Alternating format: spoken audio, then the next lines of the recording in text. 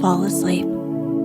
Find us at Snoozecast.com, and if you enjoy our show and haven't done so already, please write a review on the Apple Podcasts app or at podchaser.com/snoozecast. That's podchaser.com/snoozecast. Your review helps new listeners find us, and we appreciate everyone's feedback. This episode is brought to you by Marvelous Sights and Boundless Delights. Tonight, we'll read a version of the French literary fairy tale called The White Doe, originally written by Madame d'Aulnoy. This version was found in My Book of Favorite Fairy Tales, edited by Captain Edric Vredenburg and published in 1921. Snoozecast has featured several of Madame's stories, including The White Cat, Parts 1 and 2, The Yellow Dwarf, and Princess Belle-Etoile.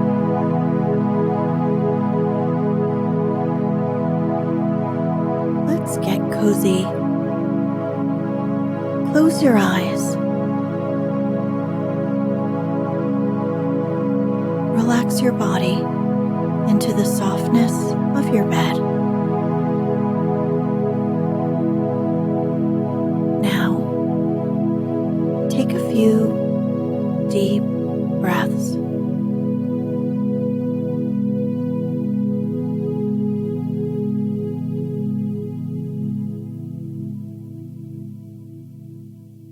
There was once upon a time a king and queen who were perfectly happy, with one exception, and that was that they had no child. One day, when the queen was staying in a watering place some distance from home, she was sitting by a fountain alone, sadly thinking of the daughter she longed to have, when she perceived a crab coming in her direction, who, to the queen's surprise, addressed her thus: "Great queen, if you will condescend to be conducted by a humble crab, I will lead you to a fairy's palace, and your wish shall be fulfilled."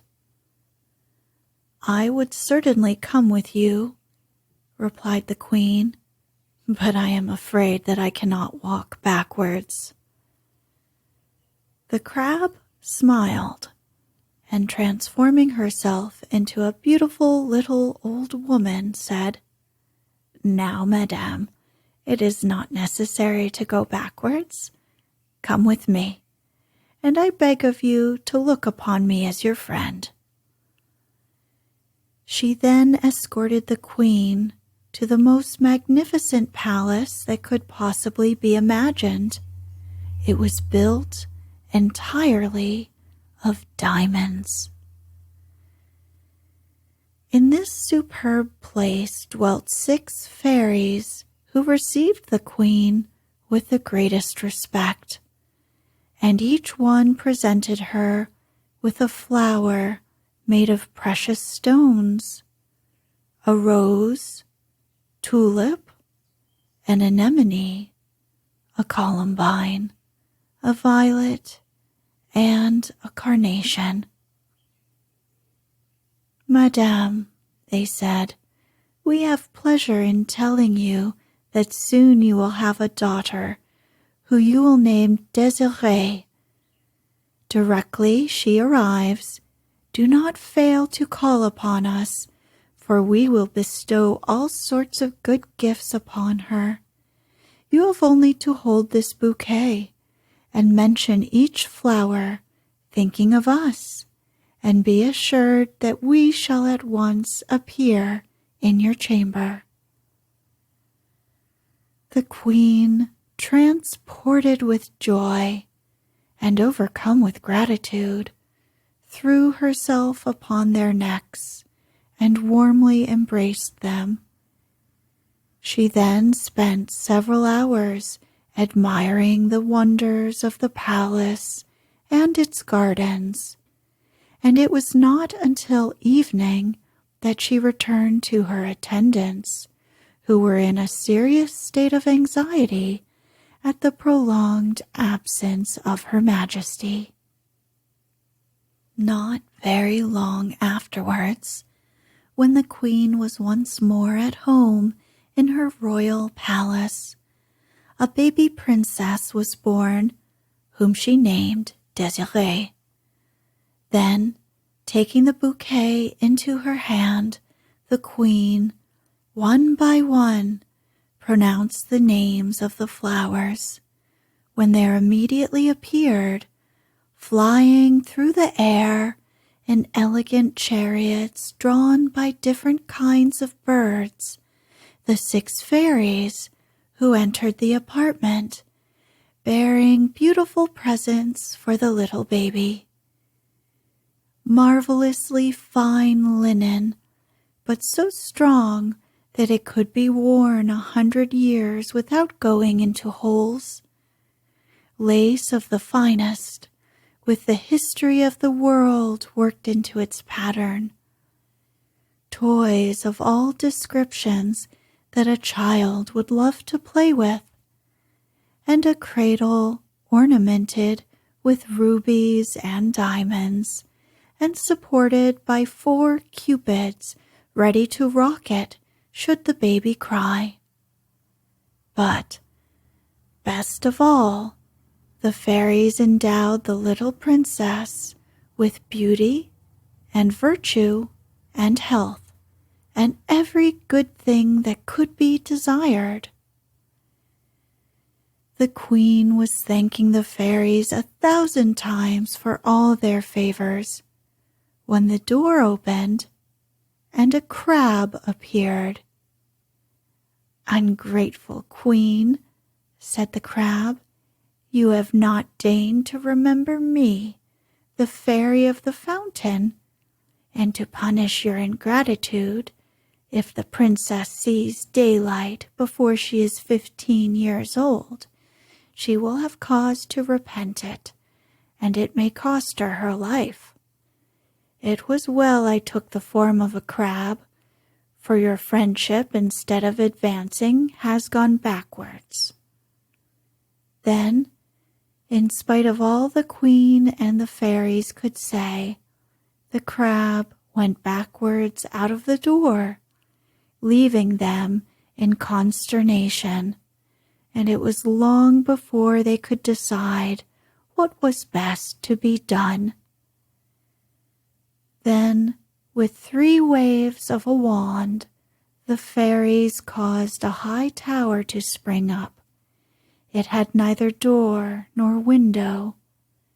An underground passage was made, through which everything necessary could be carried, and in this tower the little princess was shut up, and there she lived by candlelight, where never a glimpse of the sun could come. When the Princess Désirée was 14 years old, the Queen had her portrait painted, and copies of it were carried to all the courts in the world. All the princes admired it greatly, but there was one prince named Warrior who loved it above everything. He used to stand before the picture and avow his passion, just as if it heard what he said. And at last he told the king, his father, "You have resolved that I shall marry the Princess Noire, but this I can never do, so great is my love for the Princess Désirée." "But where have you seen her?" inquired the king. The prince hastened to fetch her portrait, and the king was so greatly struck by Désirée's beauty that he agreed to follow his son's wishes and break off his engagement with the Princess Noire, that he might wed the Princess Désirée. So the king dispatched as ambassador a rich young lord named Becafigue. Becafiga was devoted to Prince Warrior, and he fitted out a most splendid retinue to visit the Princess Desiree's court. Besides numerous magnificent presents, Becafiga took with him the prince's portrait, which had been painted by such a clever artist that it would speak. It could not exactly answer questions, but could make certain remarks. It was truly a speaking likeness of the young prince. Desiree's father and mother were delighted when they heard that the Prince Warrior was seeking their daughter's hand in marriage, but they knew him to be a brave and noble young man. But as it still wanted 3 months to the princess's 15th year, warned by the fairy Tulip, who had taken Desiree under her special care, they refused to let him see their daughter or to let her yet marry the Prince Warrior. But they showed her the prince's portrait, with which she was greatly pleased, and particularly when it said, "Lovely Desiree, you cannot imagine how ardently I am waiting for you. Come soon into our court to make it beautiful by your presence."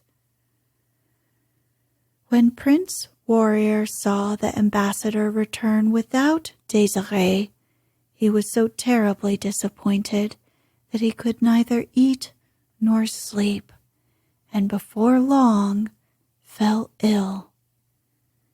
Meanwhile, Desiree had no less pleasure in looking at the prince's portrait than he had admiring hers, and this was soon discovered by those around her, and among others, Wallflower and Longthorn, her maids of honor. Wallflower loved her passionately and faithfully, but Longthorn was full of envy of the princess, who was so good and beautiful, and, besides Longthorn, Desiree had another enemy, and that was the Princess Noire, to whom Prince Warrior had been betrothed. This Princess Noire now went to the fairy of the fountain, who was her best friend, and begged her to take revenge upon Princess Desiree, and this the fairy promised to do. Meanwhile, once more Becafigue came to the capital where Desiree's father lived, and throwing himself at the king's feet, besought him in most touching words to let his daughter go with him at once to the prince, who would surely die if he could not behold her.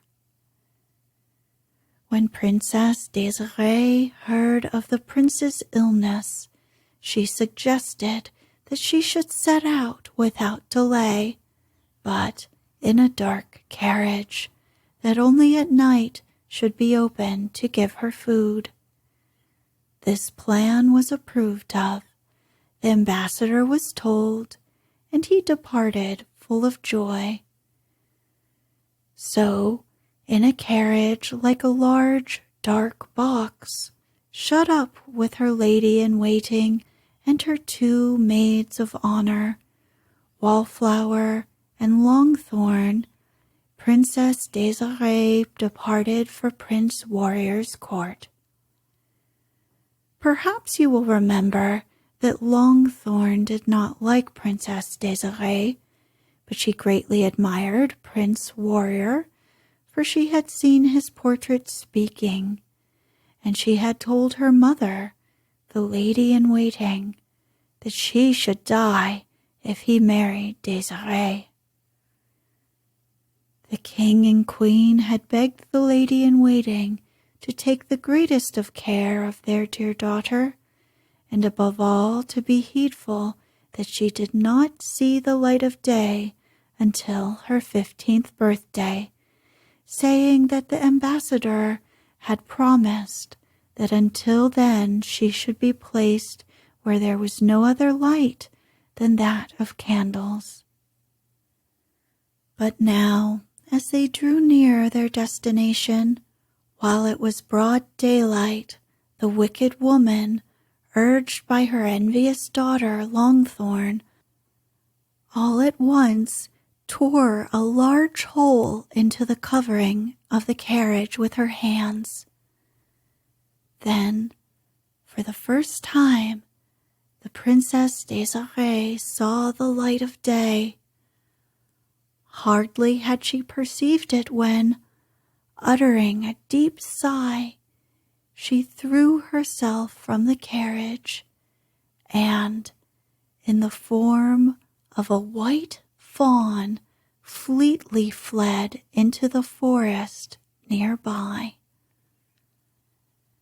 The fairy of the fountain, who was the cause of this disaster, seeing that all who were accompanying the princess were about to hasten to the town to tell the prince warrior what had happened, called up a great thunderstorm and scattered them in every direction. Only the lady-in-waiting, Longthorn, and Wallflower were left. Wallflower, who ran after her mistress, making the trees and rocks echo with her mournful calls. Then Longthorn clothed herself in the rich bridal robes provided for Desirée. She placed the crown upon her head, the scepter and orb she carried in her hands, so that all should take her for the princess. With her mother bearing her train, she gravely walked in the direction of the town.